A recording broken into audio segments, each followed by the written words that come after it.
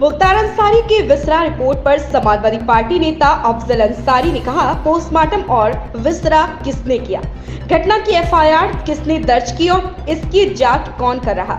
जब मैं गया तो डॉक्टर कांप रहे थे, उन्होंने मुझे अपना फोन नंबर भी नहीं दिया और जब मैंने पूछा तो उन्होंने कहा कि उन्हें प्रतिबंधित किया गया। अगर एम्स के डॉक्टर पोस्टमार्टम करेंगे तो मुझे संतुष्टि होगी, लेकिन इस मांग को न मानने का क्या कारण है। जहर की जांच के लिए अगर नाखून और बालों की जांच की जाए तो यह स्पष्ट हो जाता है कि व्यक्ति की मौत जहर से हुई या किसी अन्य कारण से।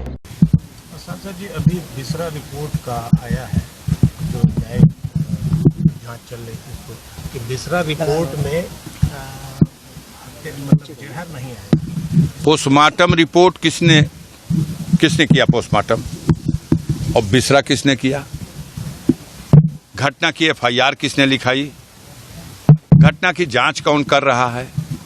जब सरकार खुद ही इन्वॉल्व है तो सरकार की इन एजेंसियों को थर थर कांप रहा था। डॉक्टर जब मैं गया था मौत से 2 दिन पहले 26 तारीख को, वो अपना फोन नंबर मुझे नहीं दे सकता था।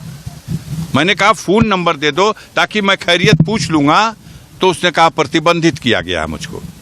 मेडिकल कॉलेज का प्रिंसिपल मैंने मिलने की कोशिश की, आधा पौन घंटा रुका रहा, नहीं मिलने दिया गया मुझसे। विसरा रिपोर्ट की जो जांच सौंपी गई है, ये इसकी रिपोर्ट देखिए, किसी भी जांच और किसी भी रिपोर्ट, एक जांच एक बार में आपके और आपके चैनलों पे ही सुना कि सुपरिटेंडेंट साहब सबका बयान ले रहे हैं और डॉक्टर का भी बयान ले रहे हैं।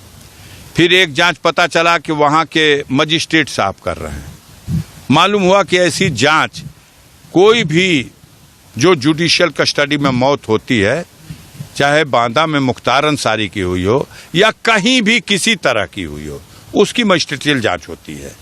फिर आप ही जांच बैठा दीजिए, आप ही मजिस्ट्रेटियल जांच, आप ही न्यायिक जांच। अगर कोई परिजन चाहे भी कि भाई इसका पोस्टमार्टम निष्पक्ष हो जाएगा, एम्स का डॉक्टर अगर इसका पोस्टमार्टम करेगा तो हमको भी संतोष हो जाएगा। क्या कारण है सरकार भाग गई? क्या कारण है उस मांग को अस्वीकार कर दिया गया? क्या ऐसी चीज थी जो नहीं हो सकती थी? इसलिए कि गुनाह से पर्दा हट जाएगा। मैं बताया पहले भी और आज भी बता रहा हूं। देखिए, विसरा में नाखून की जांच नहीं हुई है, पहली बात सुन लीजिएगा। आप जाके पूछ लीजिएगा, जो विसरा रिपोर्ट आई है उसमें नाखून आया था कि नहीं। और जहर की जांच के लिए नाखून और बाल की जांच से ये साबित हो जाता है कि ये व्यक्ति जहर से मरा है या कोई और कारण रहा है। ये जांच में जो जांच विसरे वालों को चाहिए थी वो नमूना भेजा ही नहीं गया। विसरा जांच करने के लिए जहां भेजा गया वहां पदासीन अधिकारी को हटा के दूसरा पदासीन अधिकारी बैठाया गया। अपने गुनाह पर पर्दा डालना है, लिपापोती करना है। कहां गए छाती फुलाने वाले जो कल कहते थे कि मिट्टी में मिला देंगे, अब मिट्टी भी नसीब नहीं होगी? कहां गए? कहें यही परीक्षा की घड़ी है। 24 तारीख को उनकी औकात की परीक्षा होगी। देखिएगा, गाजीपुर नहीं पूरे पूर्वांचल की जनता मरमाहत है।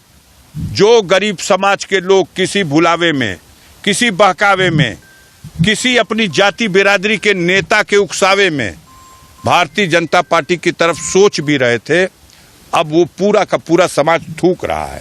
सर, एक बात आ रही है कि जो विसरा जांच आई है, क्या इस पे आपको जो है संदेह है? हाँ, 200% विसरा की जांच नहीं, उत्तर प्रदेश सरकार, योगी की सरकार, मोदी की सरकार की किसी जांच पर, किसी भी एजेंसी पर मुझे कोई भरोसा नहीं है। मैं न्यायिक जांच की मांग करूंगा तो सुप्रीम कोर्ट में करूंगा।